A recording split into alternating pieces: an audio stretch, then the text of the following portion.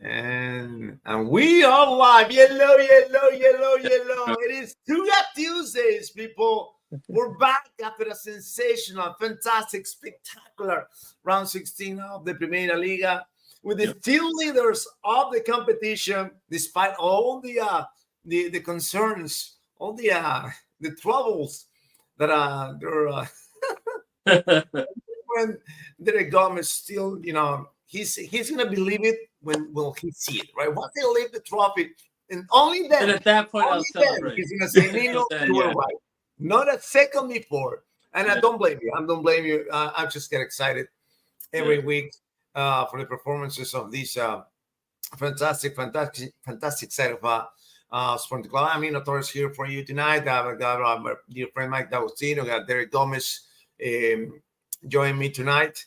I don't know what's going on with the Porto boys. What's going on with the Porto boys? Second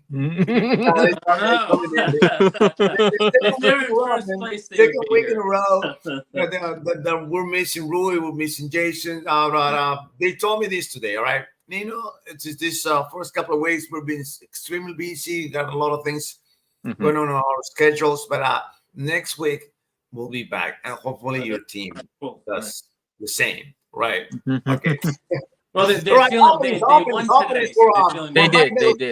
They won. Mikey, tell me, give me your opening. Give me your 30 seconds on this round 16 for Benfica.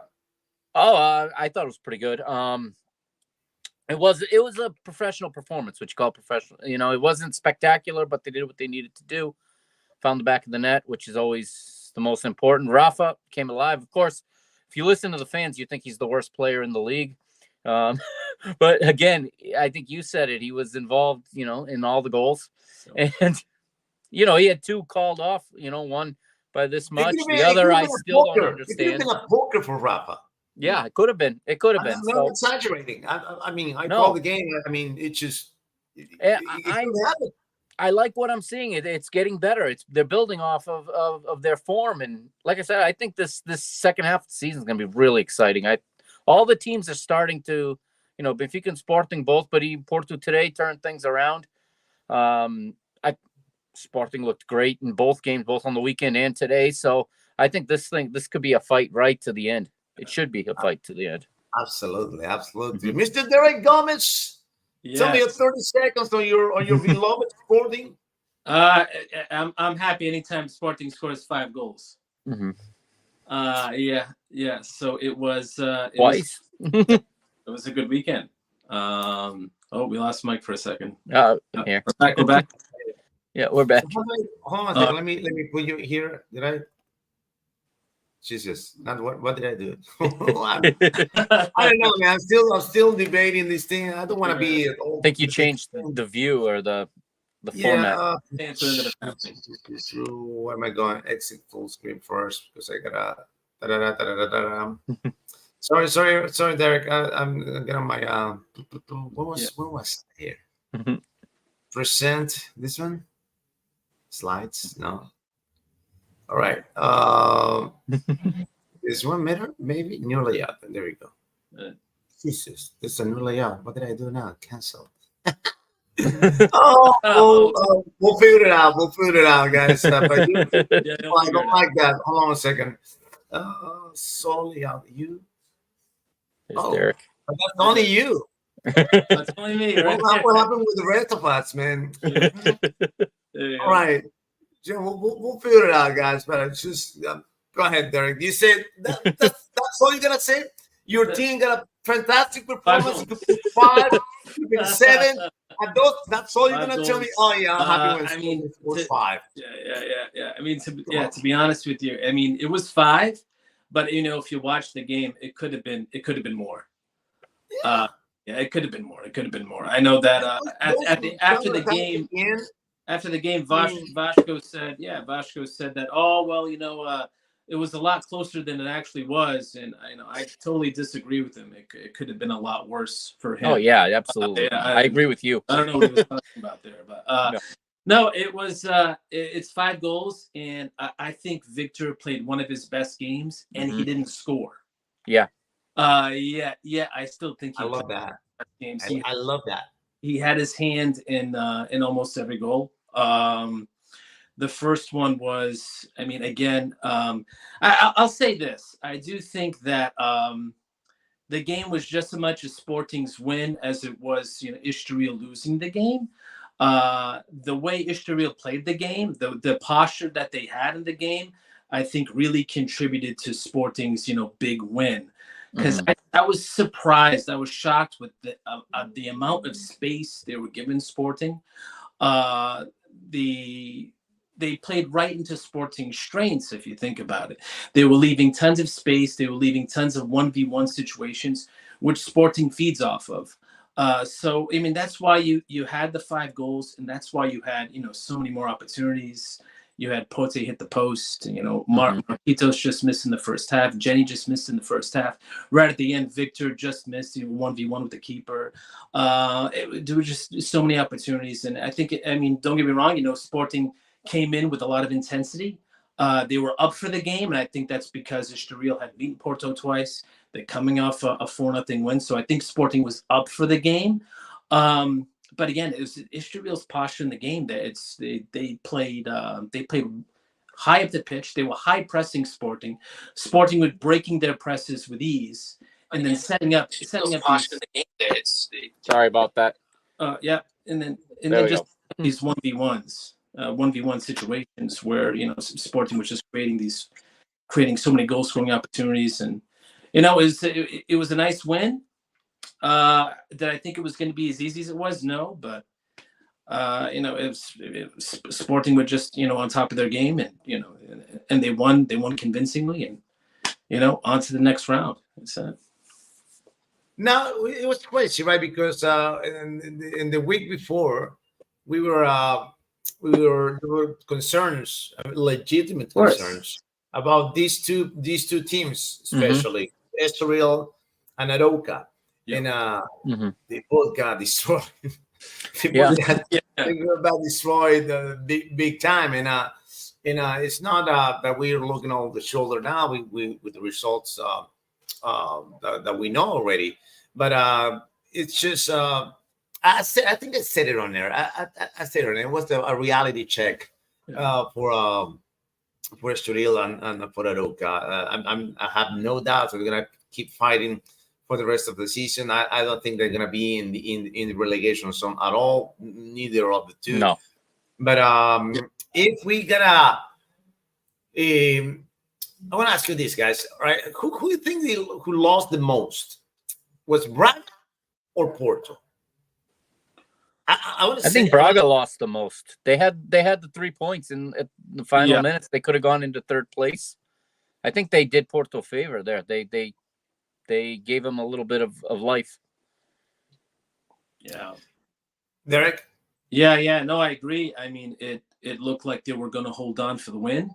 But it's like you said, too, in the telecast. When Abel Ruiz missed that goal, that it's going to come back to her. It's going to come back to haunt you. It's going to come back to bite you. And that's what ended up happening there. Those are 2 massive points. Yeah.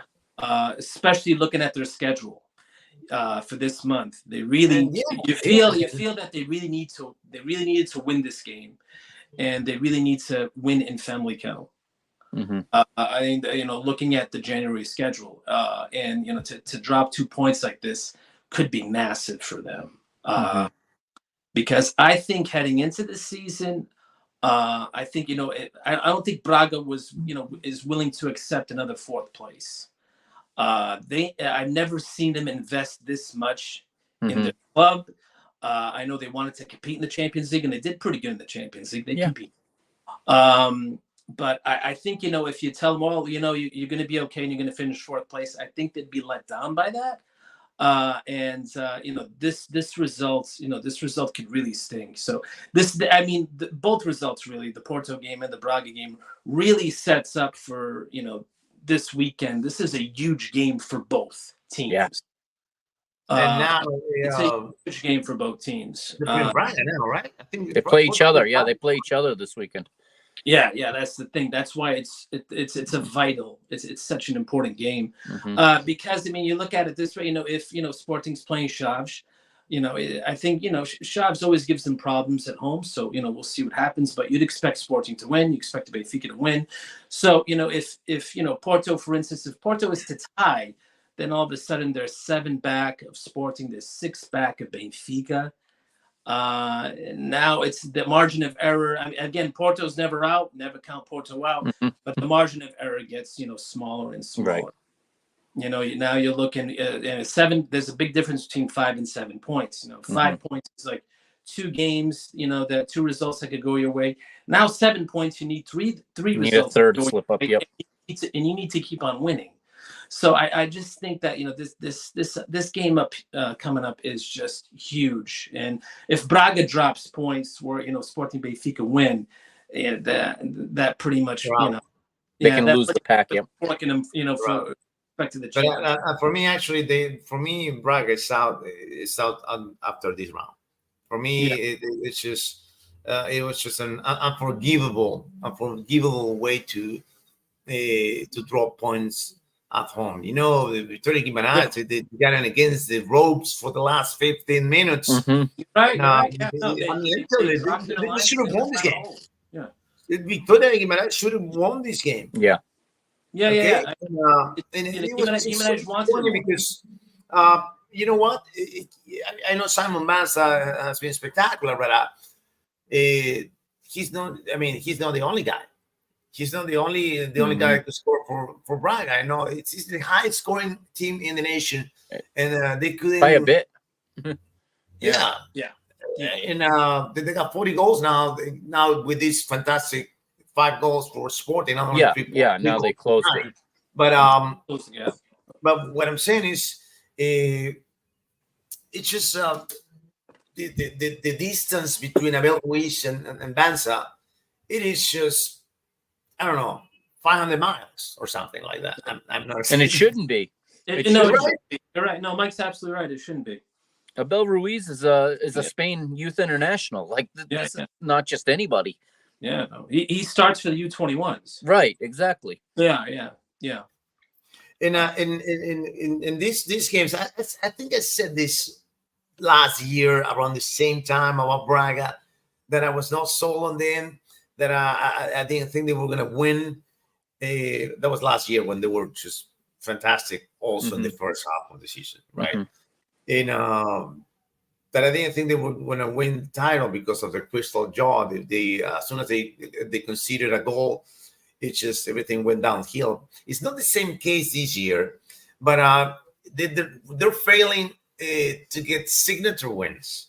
Yeah, they're failing at that, and you need to be convincing in order that you're solid enough to put up with the victory and to to honor your name as a part of the Big Four because of Braga now in the last, or I don't know, 10 seasons. The Braga is right up there with Benfica and Sporting and Porto, but they're just like one step behind. And there's something missing in the end that they cannot, take the big leap. Yeah, to be a true title contender. They're excited to watch this number 4, number 3 sometimes, but I'm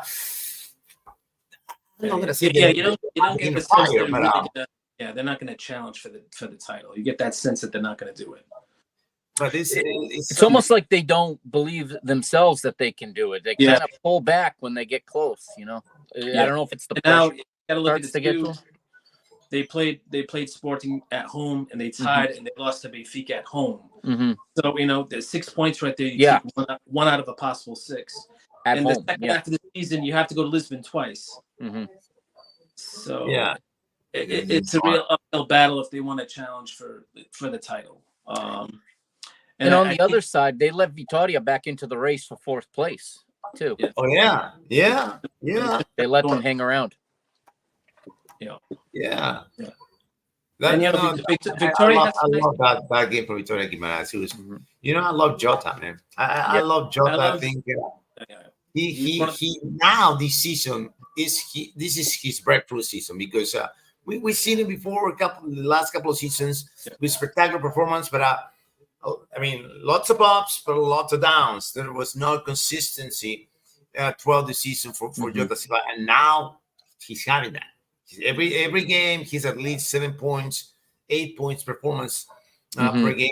In Vitória Guimarães, he's up there for Jota is one of the reasons. Yeah. Why Vitória Guimarães is they're challenging Braga for that fourth spot. Yeah. Now, speaking of the Dragons, the almighty Dragons went to the Dovesa Século 21st Century Stadium. Is that right? I said it right now. Yeah. Right? Yeah, you said it right. I said that. No, I just realized. Let me check with the guys. Yeah. And Boa Vista, man, Boa Vista. What are we gonna do with you, Boa Vista? It's just, we confirmed a couple of weeks ago that they're a fluke for sure, but also we all know about their financial issues. It's not small. It's not small when you gotta go play and you're not getting paid. Oh, for months now we're finding out. And you're behind and like and these aren't millionaires on their team either. No, they're footballers, but they're not millionaires. They got bills to pay. It can't be easy. Yeah, it's hard to believe we're having this conversation in 2024, where really is. A team of the Primera Liga is still having a tough time paying their players. That doesn't reflect good on the league. On the league, no. I mean, right, but with all those issues, Porto couldn't take the edge over Boa Vista. It's just I said this on the broadcast. You got now you don't. I mean, you got 7 goals between Taremi and you could say that. Yeah. But now he's gone. Now you got Taremi, he's gone. At least Tony Martinez showed up. But scored a goal. All right. Who's all right? PS3 Jogos. All right. How do I do this thing to put the banner in here? I'll figure it out. To put the question or the comments on below this thing. Anyway, I'll go later. Show. There you go. Oh, there you go.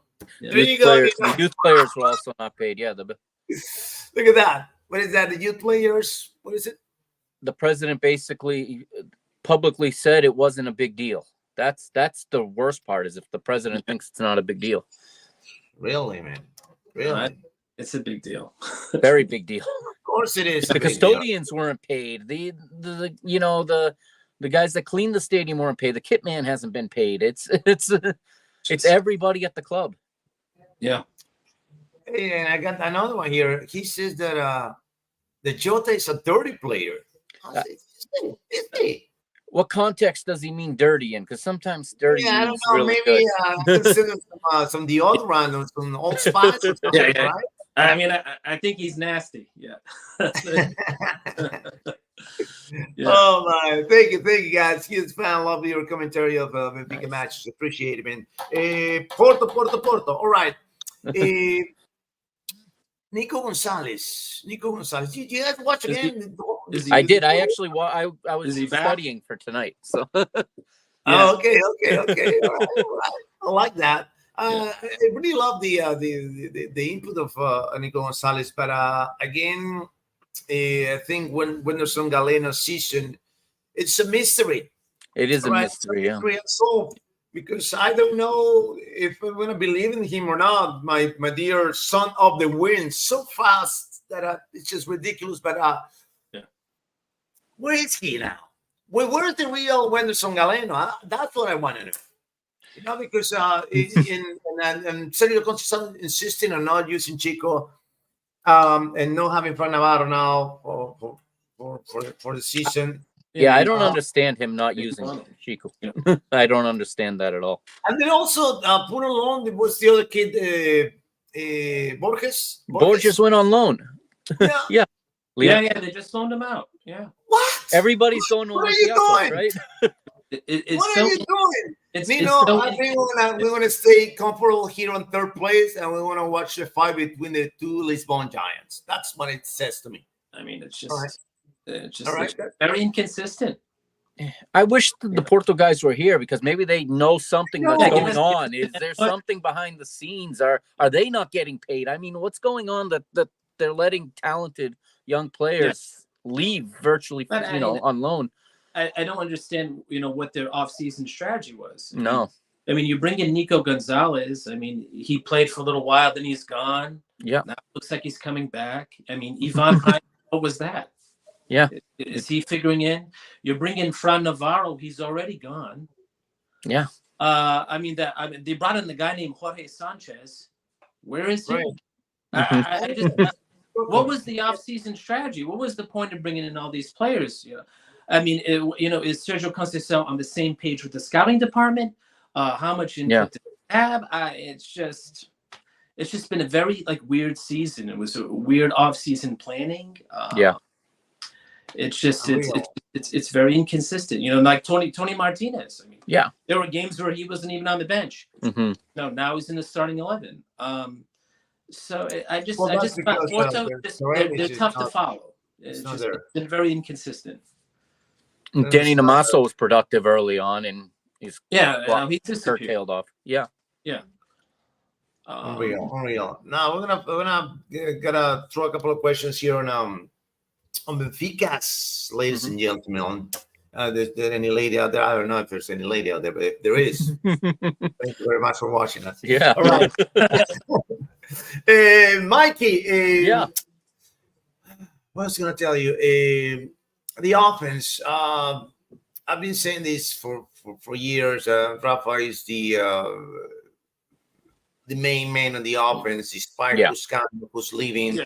Despite the Darwins of the world, despite the everyone that is coming and going in offense, he's the Rafa Silva. Still Rafa Silva, the boss of the offense. he's the constant one. Yep, and he can miss 10 or 11 chances a game, but everyone assumes that if you take him out, that the next guy is going to get those chances, and that's just not going to be the case. No, and I'll take him finishing 10% if he's creating those many chances. I mean, I'm happy with what I'm seeing from Rafa. He is the main guy in the attack. Everything does depend on him. He has attributes nobody else has, so he's hard to replace. Whether his finishing ability is what it is, we say it all the time. If he could finish at the level we want him to, we wouldn't have him anymore. He'd be in the Premier League because he's built perfect for the Premier League. He's fast. He's exact, but he doesn't have his decision making and his finishing lack, which for us, I think works out to be a good thing because we get to keep him. And at this point, I think he's on 7 or 8 years at the club, and he's just a symbol now. Is it 300? Right, 300. Yeah, this one was 301. Yeah, 300. Yeah, 301 now, which is a lot of games. Yeah, insane. Kokshu. I was, at the end of the first 45, I was like, where is the real Turkish guy that came into the league? Where is he now? And then he scores a goal, and then he got confident, and he turned his game around in the second half. Yeah. They slid him out left a little bit in the second half, and he came in. He started from the left, making his runs inward, and he seemed to be very comfortable doing that. He's still the best passer of the ball that we have as far as vertical passing. Even in his bad games, he's the only one really connecting those vertical passes into space to get it to the Rafas, up front. I know he hasn't looked great, but I see what he's trying to do, Kokshu, and he's still getting himself used to this team, I think, and to this role.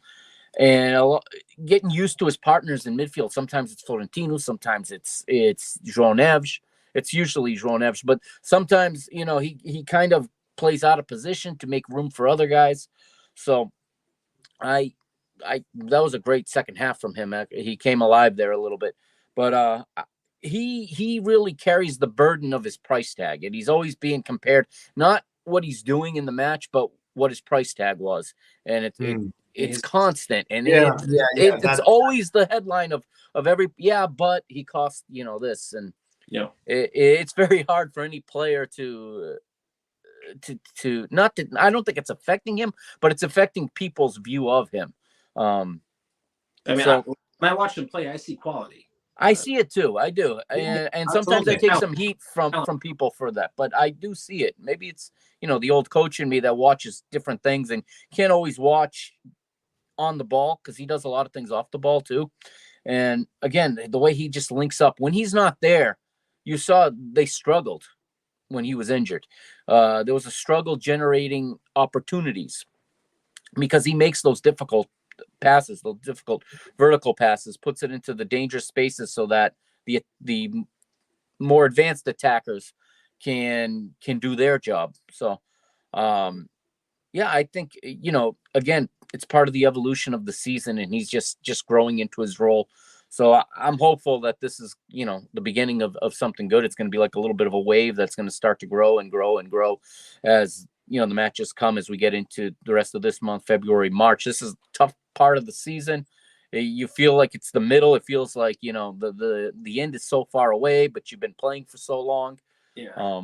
So this is where you really have to grind out the result. I think I got the solution for Coxie, maybe.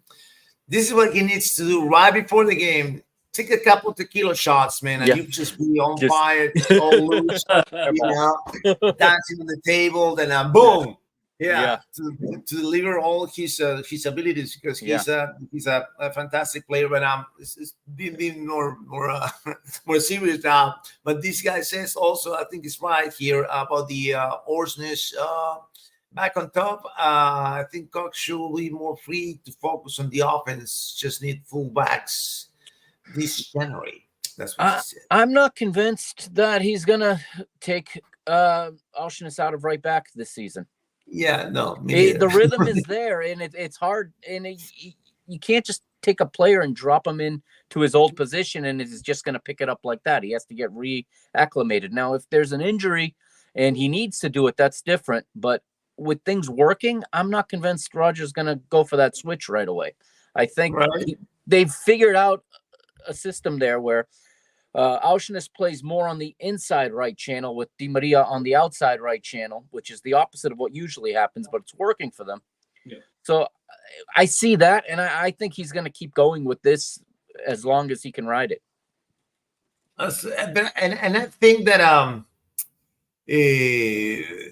that's the duet for Roger with Coxu and John Evans. Yeah, I think that should be the double people that should stay for Benfica this season. Of course, they have several competitions, but those are the starters, and it should be the starters.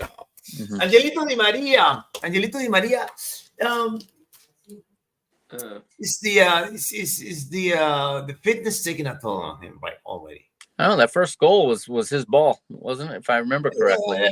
He still makes something happen. He's smart. Even if he's tired, he's smart. He knows how to conserve his energy and use it in the right moments. When you can produce like him, even if you're defending with one less guy in our league, I'm willing to take that chance. If he says he needs to rest, then he can rest. He'll probably, I don't know if he'll start tomorrow in the cup. But I mean, Mike, if you have a concern right now on your team, right now, this is the part that is just not scaring you. No, you got in the back of your mind that's saying, "Oh, this is gonna." The glaring problem for me is the left back situation because Morato's a center back. He has no instincts going forward, and I'd like to see an improvement there. But this is really the most comfortable I've felt.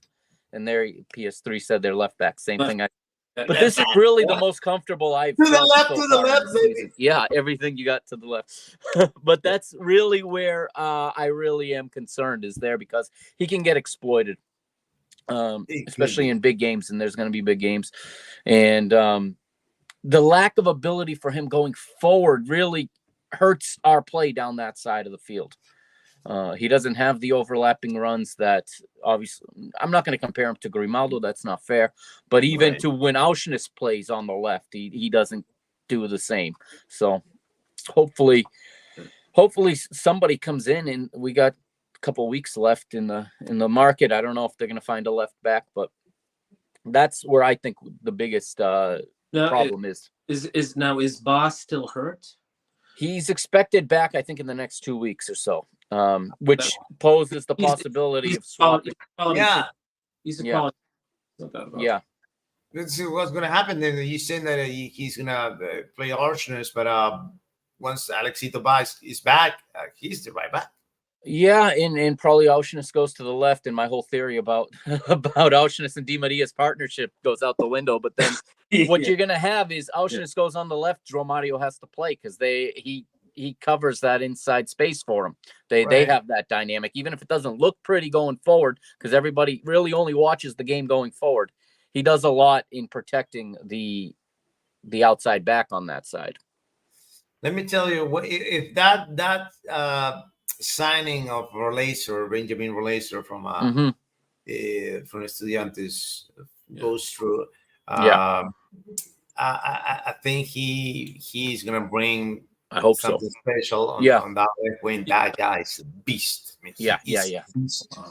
And let me tell you, I think if he starts a couple of games and he does well, he fits in, and I think João Mario is gonna be, sit on the bench. Yeah, he'll be the guy that comes in and fills in the holes after that, which is a good role for João Mario. When there's a need, you put him there. Leonardo too, right? Yeah, the kid that is coming. Yeah, he may play tomorrow. I'm looking forward to it. I will see. Yeah. Wait, who you guys play tomorrow? Braga. Yeah. I gotta go crazy because to be honest with the League Cup games, the Taza games, they're hard. They're hard to broadcast those games. Yeah, right. We don't broadcast those games, but anyway, Mr. Derek Gomez. All right, I know. Talk about your team. I know everybody knows they're my candidates. Mm-hmm. Marquitos Edwards.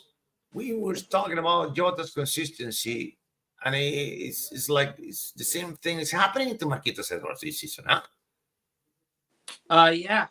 It's sort of like when Marquitos is on and he's playing well, Sporting is going to win. you always get that sense. When he's making those penetrating runs and creating space for others and making, and picking them out with these great passes. And you see his involvement in the attack, then usually Sporting is having a good game and they're winning. You look at this past game, he scored 2 goals. And he was on the ball, he was creating, he was aggressive. And when he's on, I think, in my opinion anyway, he's one of the best players in the league when he's on. And usually it translates into Sporting getting the result. I think he got off to a slow start this season, but I do think overall, he's been good. I mean, there've been a couple of blips in the road. But aside from that, I think he's having a pretty good season. Especially comparing it to last season, which I found was very erratic from him. Very inconsistent. I do think he's a little bit more consistent. Yeah, I think he's a little bit more consistent, this year. And Victor, I'm sure, figures into that as well. But I mean, I'm finding him to be more consistent. And, like I said, on his day, I think he's just one of the best players in the league.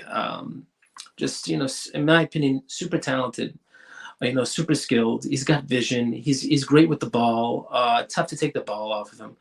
And I just, you get the feeling too, sort of like what Mike said about Rafa. I mean, if Marquitos Edwards, played as good as Marquitos Edwards can play every week, he wouldn't be at Sporting anymore. Yeah, they're really similar. Yeah. A similar kind of game. They're both not. Yeah.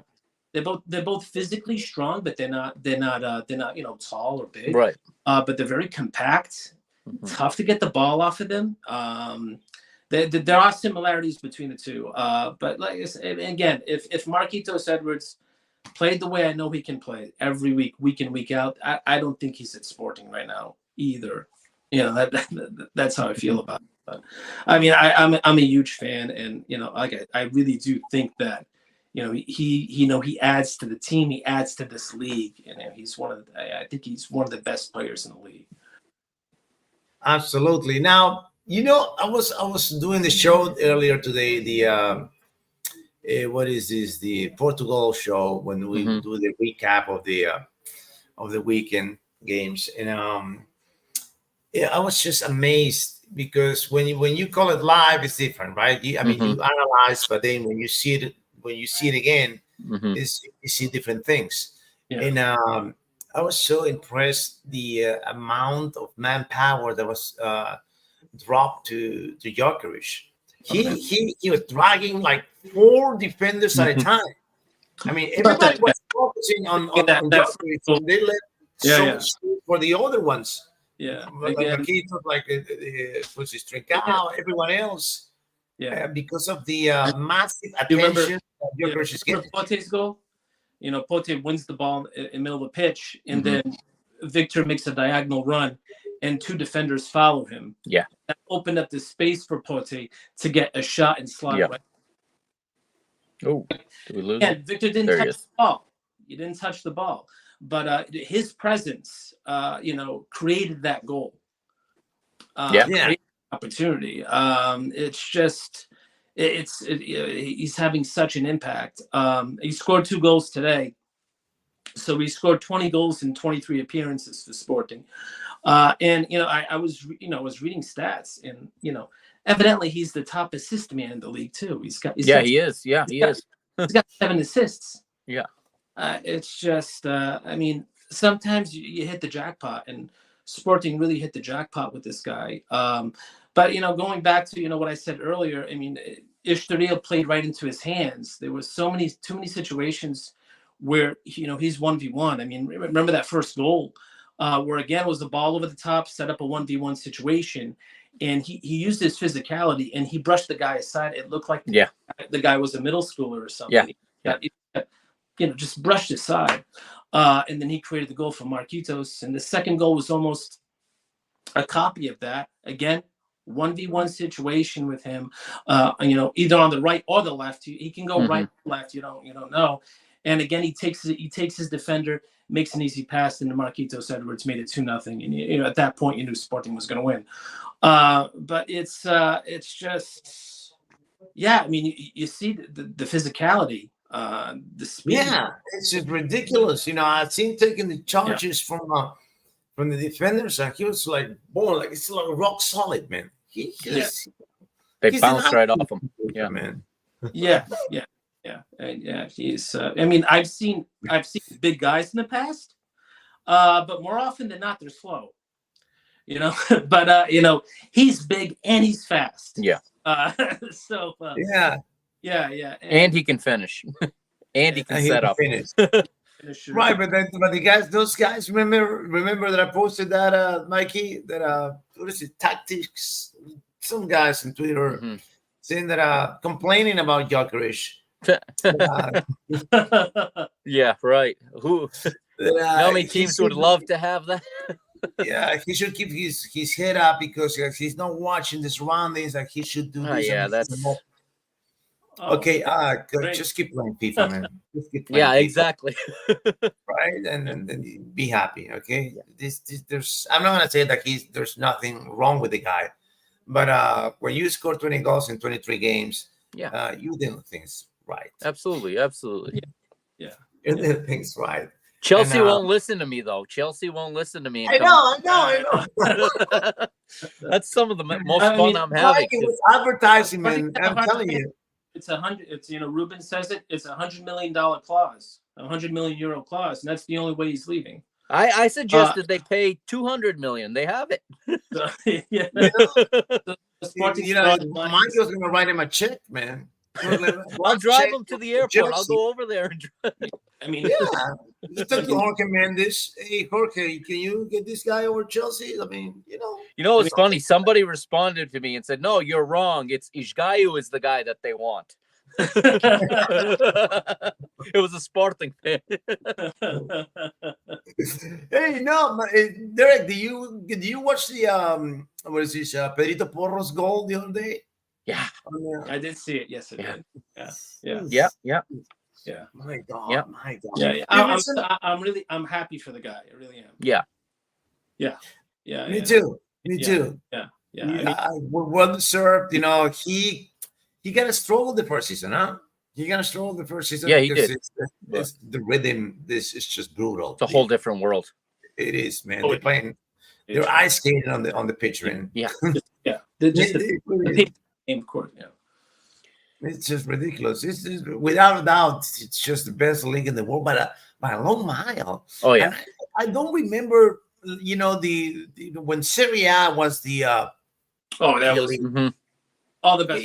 but it was not that far away like it's now. The distance, I think, between the Premier League and everyone else. Yeah. Liga, Serie A, It's the teams in the bottom and the ability they have to go get anybody they want virtually. Yeah. Even the teams in the bottom fighting relegation can go get anybody they want. It's incredible. They get massive television revenue. Yeah. And the way that it's structured is very smart. Sharing, so, I mean, you know, Nottingham Forest. I mean, look at the money Nottingham Forest is. Right. Hey, they got it was something like 140. They got Audi. Their last place. Yeah. Yeah. So the buying power just. No, they're not just. I'll say one thing. Hey, you gotta look at it this way. You know, last year, who eliminated Arsenal? You know, from the Europa League, it was a team from Portugal. It was Sporting. Yeah. Sometimes, you know, these Portuguese teams, or teams from from other countries, go and they put up a fight and they get results sometimes against these Premier League teams who are, obviously you can't compare the payrolls. I mean, you're going to compare Sporting's payroll and not payroll. But sometimes these teams, there's a saying in Portuguese soccer where these Portuguese coaches, they're trying to make omelets here with very few eggs. Yeah. But they come up and they come up with these with these teams. You only need 2 eggs. That go that go and compete with Premier League level teams. It's it's great to see. I know Porto's got to play Arsenal now. Yeah. Champions League, and I'm rooting for them. Even though they're my rival, I'm rooting for them. I did watch this segment on AFTV where they were there and they're observing the Champions League draw, and when Arsenal drew FC Porto, one of them had their hands in the air. Oh yeah, like it was already won. There's an arrogance to them that drives me nuts. That makes you root against them. Yeah. It's like, I remember, like, the only time I wanted Benfica to win was when they drew Chelsea. It must have been like 10 years ago or something. It was a while ago, yeah. And then Drogba started to he mocked the draw by pretending to tremble and shake. Oh, Benfica! Ooh. And I was like, God, I really hope Benfica stick. That's just the arrogance really does drive me. I actually think was that the year they won the Champions League? Was that the year? Was that one? No. I think they did go on to win the Champions League. 2012. I think they won 2012. I think so. And then the next year they met in the final of the Europa League again. Yeah. Chelsea won the Europa. They won the Champions League Europa. And then I think they were back in the final of the Champions League the year after that or something like that. They were 3 years where they were winning in Europe. Yeah. Hey, but you know what happened? I met Drogba once, right? When he went to the what is this? Montreal, Montreal Impact. The MLS. Yep. And they went to play to Columbus, and I was doing doing radio on the field, and I got at the end of the game. I was trying to get an interview, and it's like, no, get out of my way. Yeah. It's like, really? All right. You're trying to do your job. I'm trying to do my job here, man. Why are you just come on, man? I was so mad. No, I mean, was so even mad at that was bro. an absolute beast. He was a hell of a player, but I remember that reaction that he had when Chelsea drew Benfica, and they were just looking past Benfica. It was just an easy draw for them. But yeah, that's when you really, when you see reactions like that, that's when you really want the opposing team to shock the world and really stick it to them. Now that you mentioned that, Derek, what happened there with Antonio Adan at the end, man? What happened there? Oh yeah, he lost. That was just sense. You're winning 5-1. Give the guy the ball. No, I want to kick the ball away. I was like, what? Really? Yeah, that was unnecessary. It was just unnecessary. Man. He has been catching a lot of flack this year. And there has been a lot of talk. You see it in every press conference that Sporting has a tough time keeping a clean sheet. So I mean that probably crept into his head. That when that whole thing happened, he's desperate to keep that clean sheet. Which hasn't happened too often this year. Where we are giving up. I guess we're averaging. We're giving up a goal a game. We're conceding a goal. So. I think that's what it was. I think that it's just this. But there's been the talk in the media.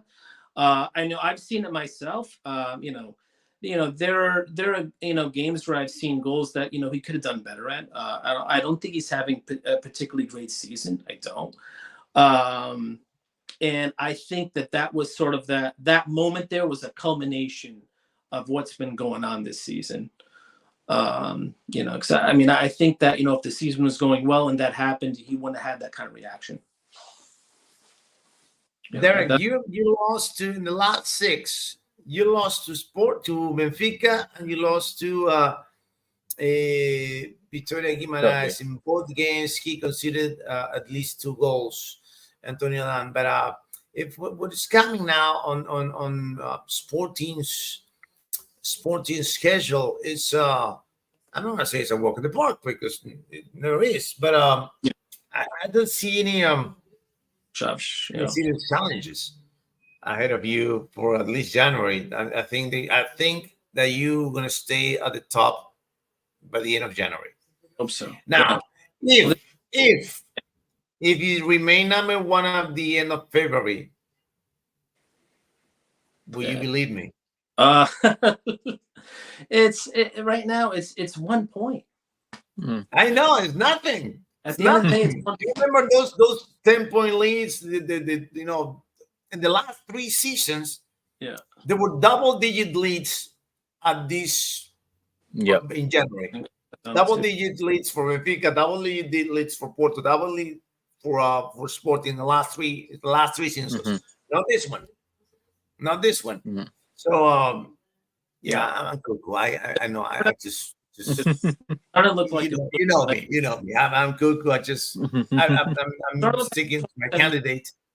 That was it sort of reminded me of the 2017 season where Sporting and Benfica were neck and neck, and it really came down to the game at Alvalade, and that 1-0 game where the guy that's at Manchester United now, his name is it was the Greek player. Bruno? Oh yeah, it was Mitroglou. Yeah, it was Mitroglou. It was Mitroglou. Yeah, he made it 1. Yeah, he scored the 1-0, and then it was a different game. There was and then right at the end, it was Brian Reich who had the open net and he skied it. That's the meme. Yeah, he had the open net and he skied it. And that was the 1-0 game, and then Benfica ended up winning the title by 2 points. That was Jorge's season right there. Yeah. And this is the closest run that I've seen. That was the year George Jesus switched sides. Yeah, and they were pretty much neck and neck throughout the entire campaign. I remember that year too, where it was the 1-0 game. Benfica had to go and win 12 straight games to the title, because Sporting didn't lose after that. Sporting won their last 9 games in a row. So I mean, Sporting had that head-to-head because that was the year where we shocked everybody. I've never seen this, where we went to the Stadio Luz and won 3-0. Yeah. So we had the head-to-head. So Benfica couldn't draw. If they dropped 2 points, and it was we were tied. Every game was a final. It was a crazy season. It really was. I mean, it came down to that one game. That game was like the second to last one, wasn't starting it? to feel like like that season. Yeah. I'm getting that feel. Yeah, where we one of us plays it, you gut it out, and then you go watch the other team play. They got it out, and it's just a roller coaster. Your eyes are on the scoreboard. Yeah, it's just starting so much earlier this year. Yeah. Yeah. You know what? You were talking about, Derek, about the brutal month of January for Braga. Yeah. But I just went ahead and checked on April, right? For you guys. Yeah. Sporting Benfica, April 7th. Yeah. Then you go to Gil Vicente, then Sporting Vitória Guimarães, and the very next week, Porto versus Sporting. My God. It's the cycle we just had a few weeks ago. Yeah. If you come alive out of that April, you deserve it. Oh, yeah. Yeah. Yeah. It feels like it's an eternity away, though. Yeah. But it's just ridiculous. The April is just so woo. And it doesn't leave much time to recover if something goes wrong. Yeah. Whereas Braga has 4 months to turn it around and maybe catch somebody. So.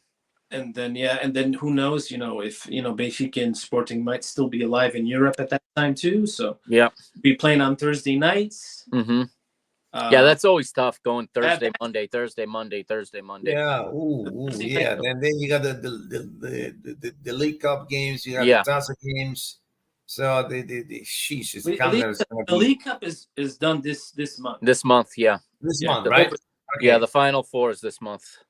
Yeah. Yeah, they do a Final Four like they do here in college sports. You might see another. That's what it is, man. I like it. I like it. It's like the Spanish Supercopa in a way. It's all 4 teams go to one location and play the games. Yeah. All right. Look at this. Now that we mentioned that, I think we can show this from both PS3. Yeah, you're right. Spain in Portugal, Porto until Christmas, Porto until Carnival, Benfica until Marquês de Pombal. Yeah, that's the square where we celebrate the championships. Yeah. Pombal, though. Yeah. But all right, Mikey, how you feeling? Mikey, going into this, into this winter that is going to be brutal for everyone? How you feel about your Benfica? I feel pretty good because I think the team's tested. I think they've been through through some tough times. They've been through tough performances, bad results, or not that bad, but draws that should have been wins. And they're still, the team is still very much united. There doesn't seem to be the infighting. There's as much as the press is trying to create it. I feel pretty good. I mean, I'm not saying, which way this league is going to go, but I think, like Derek said, I think this is going to be one of those games where neither team can drop points. And I think both of those teams are going to continue to answer each other. I really think that they're going to continue. And really, if both teams win this weekend and we get a draw in the Braga Porto game, that works for both of us. And that gives us some more space to maybe make it a two horse race for a little while. And then, looking at, I think Sporting has the harder schedule when we get to April, like you just pointed out. I don't know that Benfica has a cluster like that to worry about. I think that's a tough game and then a break, tough game, break. So I think the schedule is probably in our favor a little bit. But again, drop in form is always one bad game away. So you can't get too confident. You can't get comfortable. Yeah. You got to stay humble. That's something that I think both teams know. One game at a time. I think both managers are very good at that too. I think both Roger and Ruben are very intelligent in that sense. They're not going to let their teams get too far ahead of themselves. Yeah, you take it one round at a time. They both know what it takes to be a champion. Sure, they both got that. Yeah, both of them. All right, they won the title already here. Right, they're both looking for that second title that is kind of like a confirmation. Sure, for both managers and the presence in the Primera Liga. Derek, before I ask you this, can I want to ask you, both of you guys, if you can send me this saying in Portuguese? Maybe I'm going to drop it on the. Can you say it? Can you say Yeah. Derek? Can you say that? Oh, you say that the rhyme, the Christmas thing. Sporting até Natal, Porto até Carnaval, Benfica até Marquês de Pombal. Até Marquês do Pombal. Yeah. All right. You know, I like it. I'm gonna drop it. You'll see. You'll hear it. You're gonna hear it from me. Send me the audio. Send me the audio. Okay. Send me the audio on a direct message, and I'm gonna practice it. You always deliver when you promise too, Nino. You always deliver. Yeah. Whenever you promise, you always deliver. Yeah. I always know when Nino's gonna read something I write because he laughs first. I can always tell. He does a little laugh. I know he's gonna say something that I sent him. Yeah, guys, I read you, and I share things. And the other night, I came up with this crazy thing. I was doing this fake interview, which is crazy. Fake interview to a coaches. Now, Derek, all right, tell me how you feel about your winter that is coming, that is here already for your sport. I will say that I'm getting this sense over the last few weeks that Benfica's got their groove back. So that kind of scares me. Oh, interesting. Yeah, you get this. I'm looking at them. I'm like, those guys can go on a 10-game run right now. They got their groove back. So it's going to be very hard. I'm going to just to echo what Mike had said. It's almost like it's Sporting Benfica and like who's going to blink first. Mm-hmm. So that's the kind of feel that I get. And I do think that I think the best way I think that the best way to play it is to look at it one game at a time. Right now, the only game that counts for Sporting is Grupo Desportivo de Chaves this weekend, and that's just the way you got to approach it. I mean, I don't want to look into the winter, look into April, especially April, but I want to look at this next game, against Chaves, who need points. They're going to obviously have a much different posture than Estoril did. You're going to see, I think, more of a game like the Portimonense game when we play Chaves, and they're going to pose difficulties. And man, I mean, I remember in the '90s we could never win there. So I'm traumatized. We go up there, we can never win there. So he's gonna say that on the air this week. Now that never beat those guys on the road. Yeah. Derek, be careful what you say here, man. I got a good memory. I'm gonna drop it. I'm gonna drop it there. I'm talking about great timing. Yeah, Chris Oliveira. We were saying that Benfica's group's back, and Cristiano, boom. Big help for you, Chris. Like he's been sick or something. I don't know. He really got a tough time lately. Hopefully he's in full force now. The great guy. Maybe we're gonna bring him in the show soon. I'm gonna send a message. If you seeing this, are you hearing me now, Cristiano? Hey, come on, man. You're always working. Good guy, man. All right, guys. It's time now for what? What is this Carrega? What is Carrega means go. Okay. But he's spelling it with a K instead of a C, but it means go. Yeah. All right. Thank you for the CRL thing, man. Yeah. I was like, I better tell him before he... like, what the heck is this? CRL? What? I mean, it's a bad word. It's a bad word, Don't say it. All right. Because these chicks that are on Twitter, what's her name? Rita. Oh yeah, Rita Freitas. Rita Freitas, big Benfiquista. Yeah, she's got tons of followers. There's another lady, Daniela something. Daniela Capaz. Yeah, I think Rita was like Miss Benfica or something like that. She won something. Oh, really? Like that. Yeah.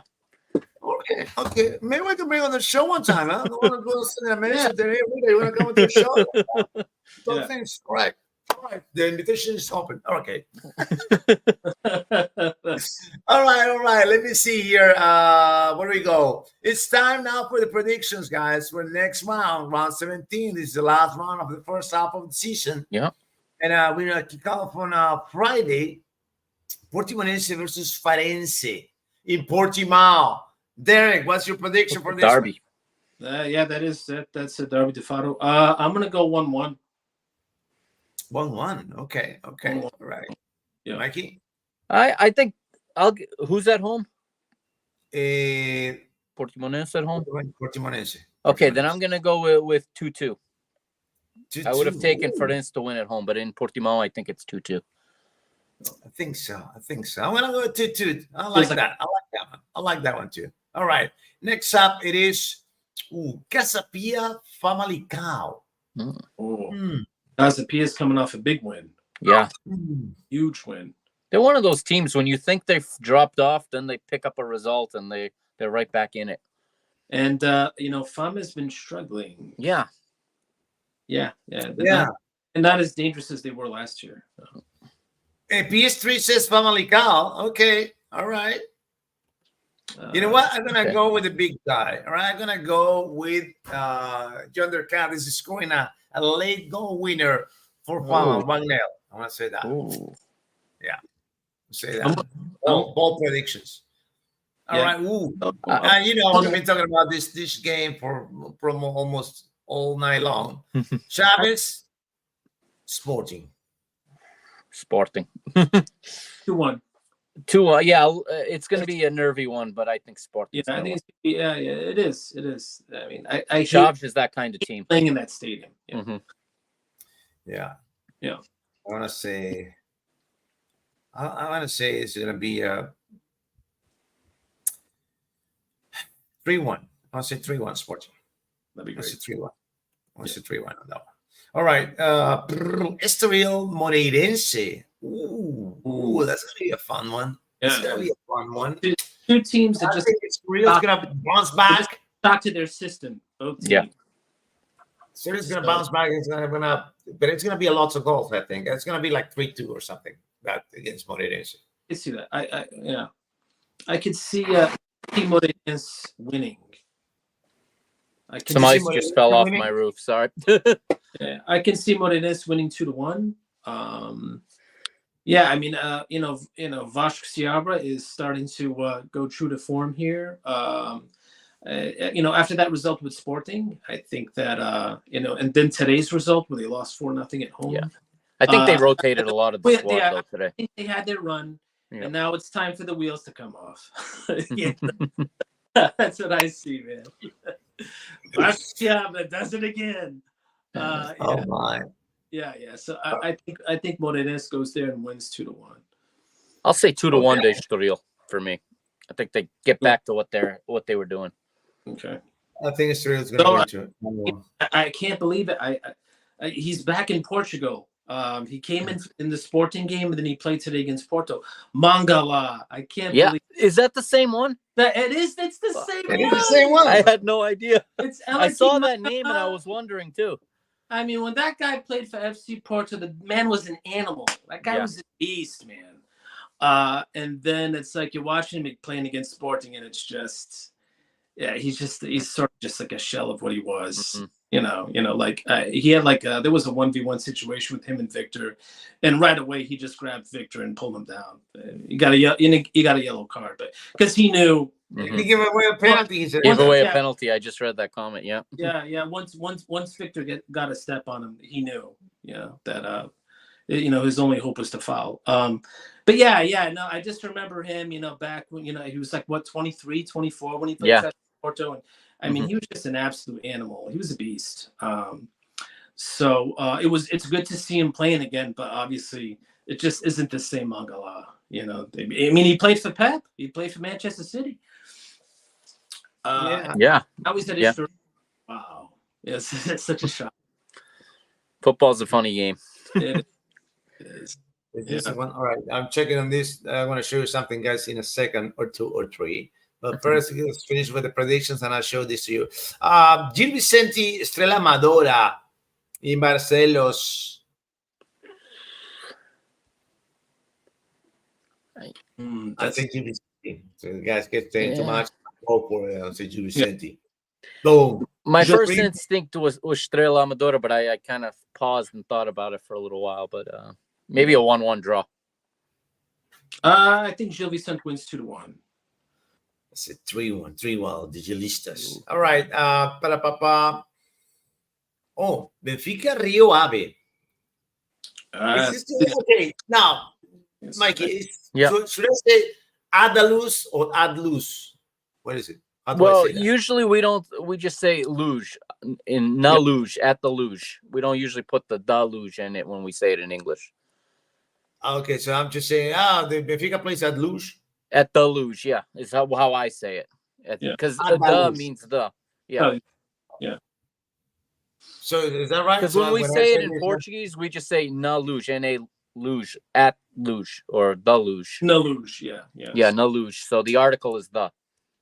Right, but if during the broadcast, I say, Benfica, I always say, I say the whole thing. I say, Estadio Luz.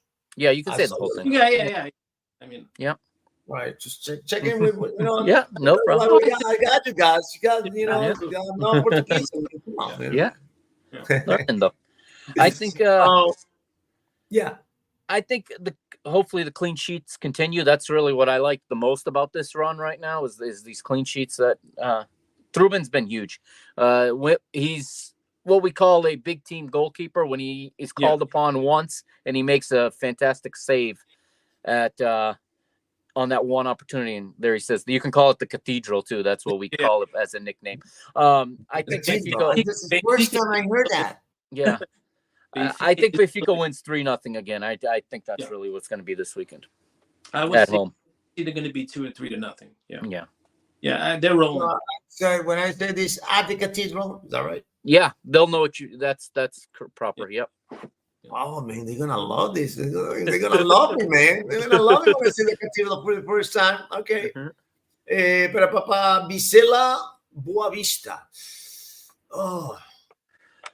I'm gonna go with Vizela. They seem to be improving with the new coach. So. Yeah. I think Sam was gonna step up again, maybe. Yeah, Boavista is such a wild card. You don't know what you're going to get with them. I know. It's just crazy. Maybe Bobby Bazooka at Boston is score a hat trick. Well, yeah, it's been a while. I know. Yeah, it was all this hype at the beginning of the season, but he's really tailed off. Yeah. Though I think their midfielder's a beast. That Makuta. Ooh. Oh yeah. Oh, I love him. I have him on my fantasy team. Yeah. But he hasn't been the same as last season. Last season he was better. He was much more aggressive. So what's the take, guys? So Vizela, Boavista, what was it? I think Vizela 2-1. Yeah, I think Vizela ekes out a 1-goal win, whether it's 2-1, 3-2, 1-0, somewhere there. They're gonna get a goal. They're gonna get a win. I say 1-1 on this one. I say 1-1. 1-1. And last but not least. Yeah. Porto. Braga. No, I'm gonna go say I think this is the game that turns their season around. I think Porto wins 2-0. He win, right? I just gotta feel the one that turns around. I do think tomorrow's game may have an impact on this. Yeah, I agree with that too. Yeah, when you watch the games tomorrow, of course, we're in different countries, so I don't know how's that going to work. But what are you, football? I have it on football because it's on the Portuguese state TV on RTP tomorrow, which is, league games are usually not. Oh, there's one a week, but this game happens to be on the over-the-air channel. Yeah. Oh, okay. Okay. Yeah. Okay. Yeah, I think I got that thing. This guy, I got this guy on Instagram. He follows me, and he runs. I think he got a bet site or something. Yeah. He always asks me for the predictions and stuff, and he shared with me his football thing. Yeah. And the games that I can watch. He gave me his password and everything. And pretty cool. So you say Porto? I think Porto 2-1. They seem to love the 2-1 scoreline, and probably late too. I bet Porto wins it late, and like Derek said, I think they start to turn it around. I'm every week I'm just waiting for them to turn it around. To be honest, Yeah. It always. Oh, PS3 will be at the Luge. Look at that. Even in this even with the game, against. So this guy's in Portugal. PS3. Sounds are you like in Portugal now? Yeah, looks like you partying or something. Unless he's on a plane right now. Maybe. Right, maybe. All right, I want to say Porto too. Yeah. I think Porto is going to take this one for sure. Yeah. Now, guys, I got a surprise for you. All right. Remember we were talking about the song for the show. Oh right? Yeah. This I got this idea. Sorry, hold on. Is this one? Come on, sound.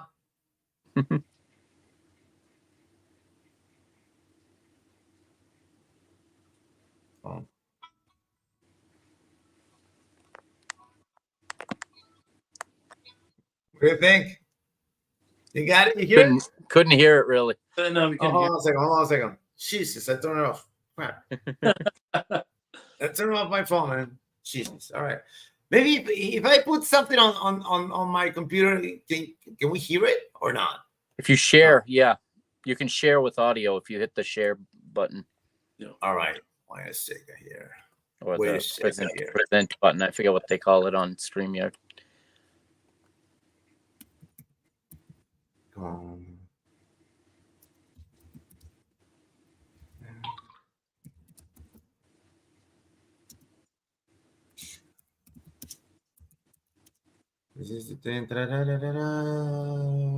Is it copyrighted? Because YouTube might get mad if it's copyrighted. Oh, crap. Come on. Why can't they just let us have some fun? I don't know. It's just crazy, man. I'm not going to steal anything. But wait a second. Maybe I want to play here because it's going to be easier. Come on. How did I turn on my phone, man? Crazy.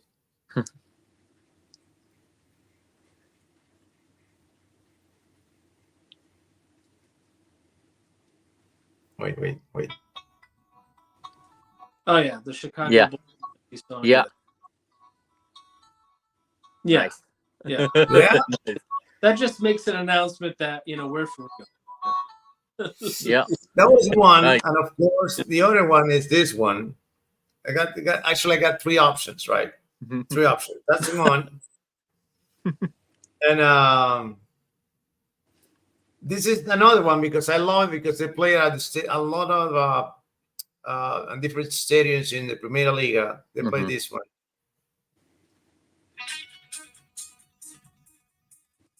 Yeah. Yeah, that one too. Yeah. Yeah. Nice. Yeah. All right. Yeah. I'm cool already. Yeah, that's the one, and that's number 2, and this is number 3. This is kind of more laid back, but I like it. What is this? Hold on a second.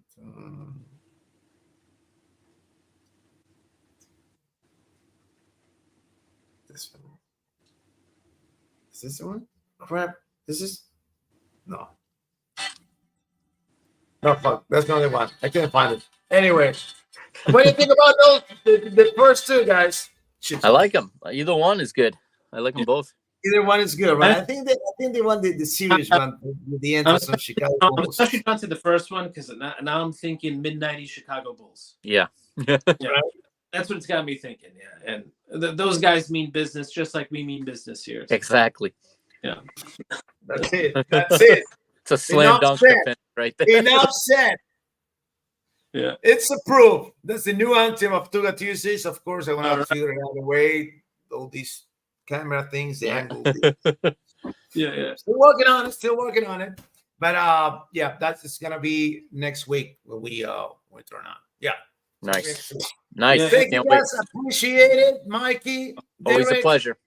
Always. We'll see you next week. Thank you for joining us on Tuga Tuesday, PS3, Cristiano, and hopefully we get more fans next week. Yeah. All right. See you guys next week. All right. See you guys. Take care. Bye-bye. All right.